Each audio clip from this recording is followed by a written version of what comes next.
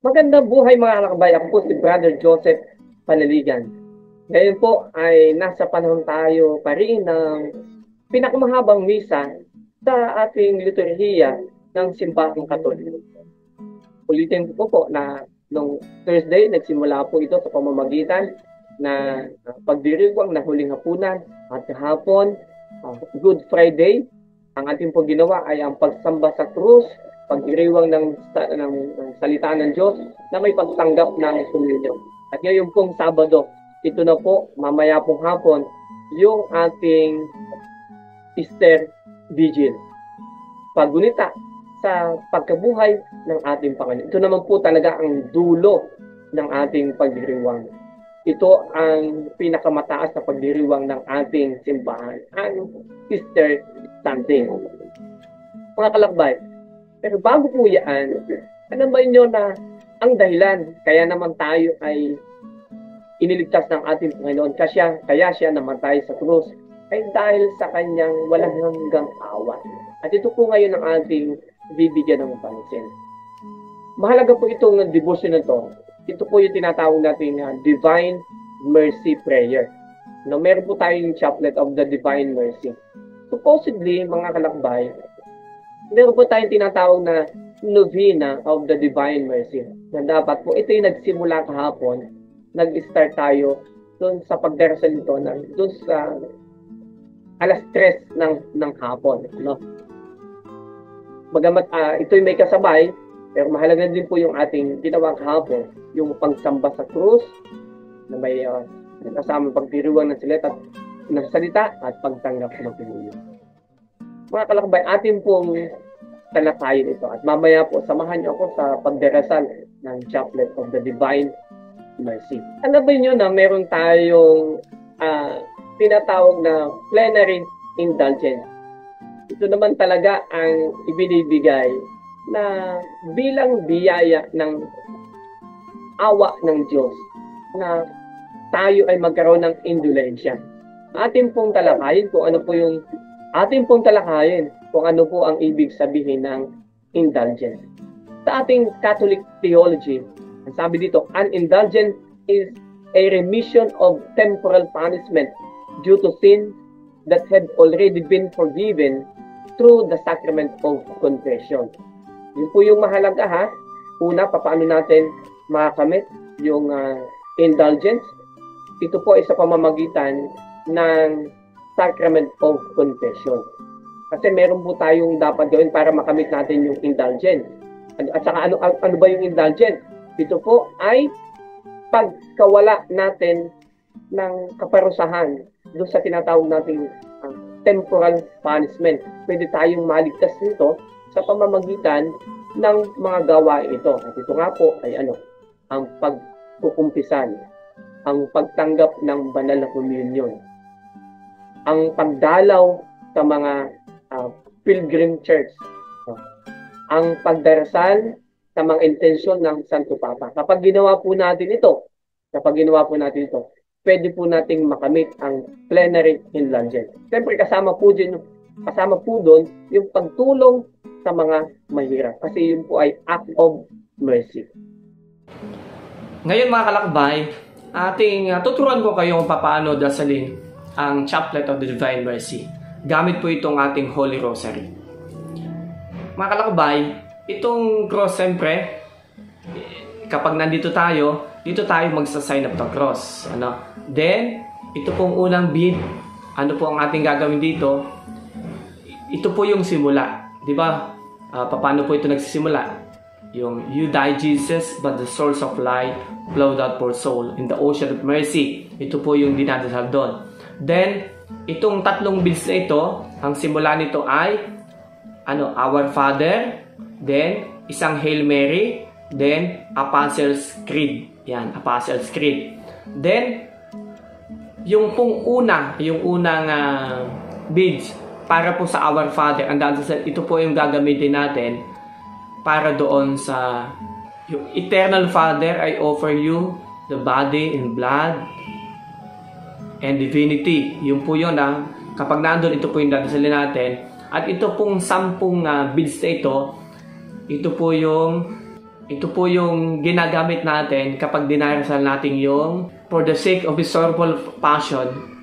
Ito po yung ginagamit natin kapag dinarasal natin ito. For the sake of His sorrowful passion, have mercy on us and of the whole world. Bali 10 po yun. 10. Uulit-ulitin po natin yon. For the sake of His sorrowful passion, have mercy on us and of the whole world. Then, yung pong sa Ama namin uli, the beads, ang dasal uli natin doon, Eternal Father. Then, 10 umuli for the sake of sorrowful passion. Hanggang sa matapos po yon. Ganun po yung pagdarasal ng Chaplet of the Divine Mercy. Samahan po niyo ako sa pagdarasal ngayon, araw na ito. Ngayon, ating sisimulan yung prayer of the chaplet. Alam po niya si Pope John Paul II bilang biyaya sa kanya. Siya po ay pumanaw araw ng Divine Mercy Sunday. Sana bawat isa atin maranasan yung ganong pagpanaw na nasa grasya tayo ng ating Panginoon. Sama-sama natin dasalin ang panalangin ito para makabit natin ang awa ng Diyos. In the name of the Father, and of the Son, and of the Holy Spirit. Amen. You died, Jesus, but the source of life flowed out your soul, and the ocean of mercy opened up for the whole world. O fountain of life, immeasurable divine mercy, cover the whole world and empty yourself out of our sight. O blood and water, which flowed out from the heart of Jesus as a fountain of mercy for us, I trust in you. O blood and water, which flowed out from the heart of Jesus as a fountain of mercy for us, I trust in you.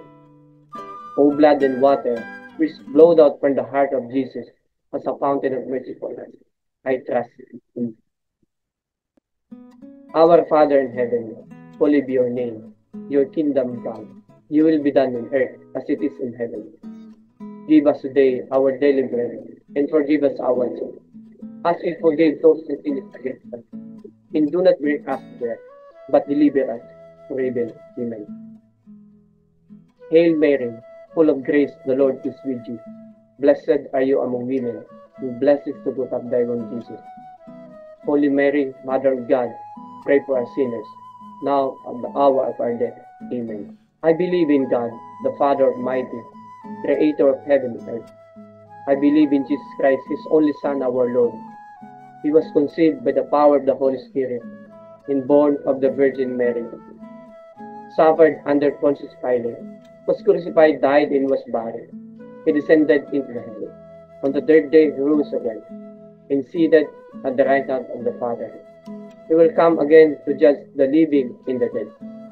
I believe in the Holy Spirit, the Holy Catholic Church, the communion of sins, the forgiveness of sins, the resurrection of the body, and life everlasting. Amen. Eternal Father, I offer you the body and blood, soul, and divinity of your dearly beloved Son, our Lord Jesus Christ, in the atonement of our sins and of the whole world. For the sake of His sorrowful passion, have mercy on us in the whole world. For the sake of His sorrowful passion, have mercy on us in the whole world. For the sake of His sorrowful passion, have mercy on us in the whole world. For the sake of His sorrowful passion, have mercy on us in the whole world. For the sake of His sorrowful passion, have mercy on us in the whole world. For the sake of His sorrowful passion, have mercy on us in the whole world. For the sake of His sorrowful passion, have mercy on us in the whole world. For the sake of His sorrowful passion, have mercy on us in the whole world.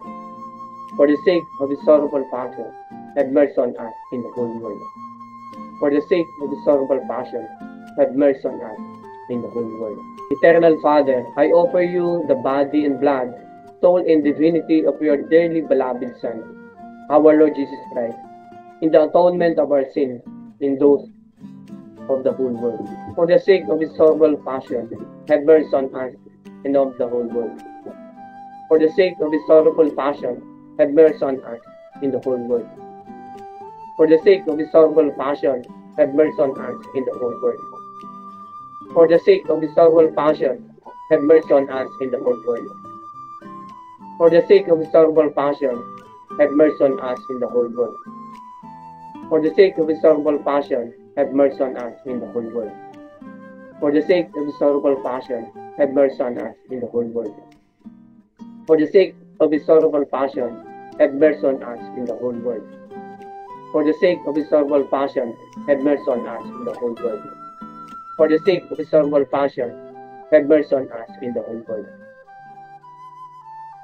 Eternal Father, I offer you the body and blood, soul, and divinity of your dearly beloved Son, our Lord Jesus Christ, in the atonement of our sins and those of the whole world. For the sake of His sorrowful passion, have mercy on us in the whole world. For the sake of His sorrowful passion, have mercy on us in the whole world. For the sake of His sorrowful passion, have mercy on us in the whole world. For the sake of His sorrowful passion, have mercy on us in the whole world. For the sake of His sorrowful passion, have mercy on us in the whole world.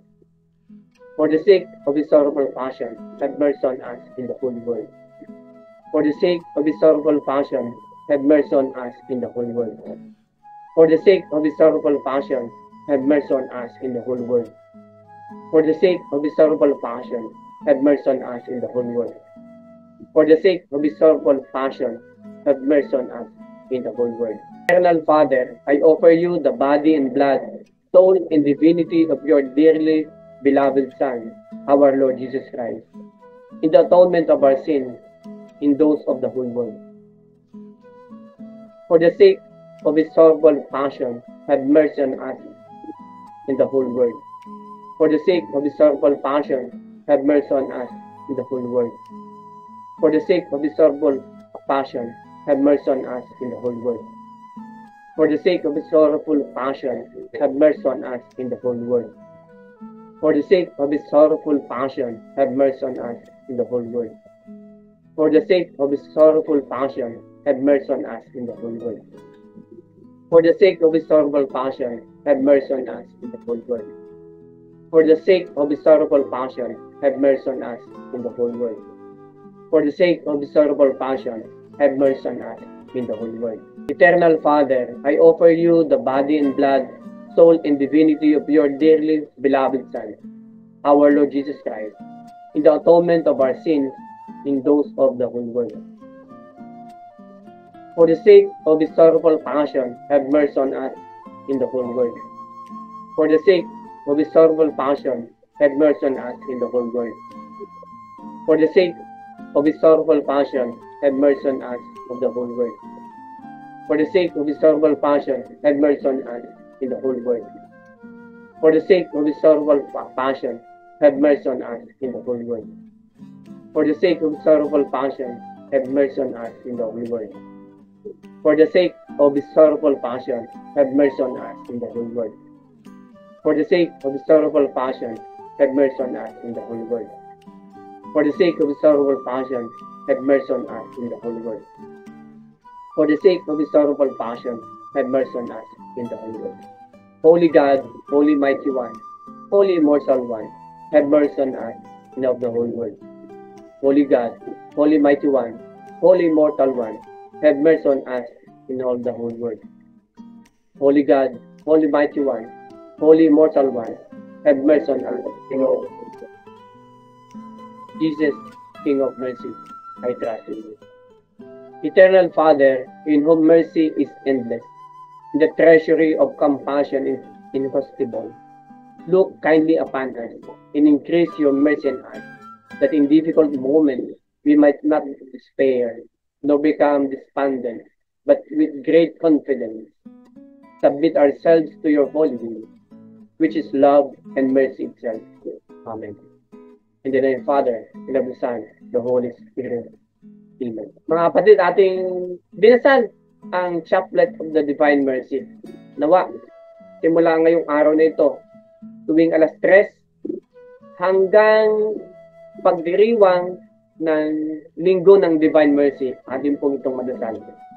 Kapag dinasal po natin ito, sana nandun po yung intention natin na makamit natin ang kapatawaran ng ating Panginoon. Tandaan po natin, mahalaga tayo ay napag-kumpisal nakatanggap ng banal na Eucharistia.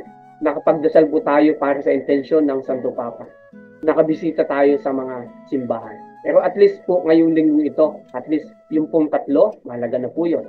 Pagtanggap ng komunyon, ito pong pagdarasal ng Divine Mercy, kasama yung intensyon ng ating Santo Papa, at pagkukumbisal. Ito po inyong kalakbay Sergio. Magandang buhay po sa inyo lahat.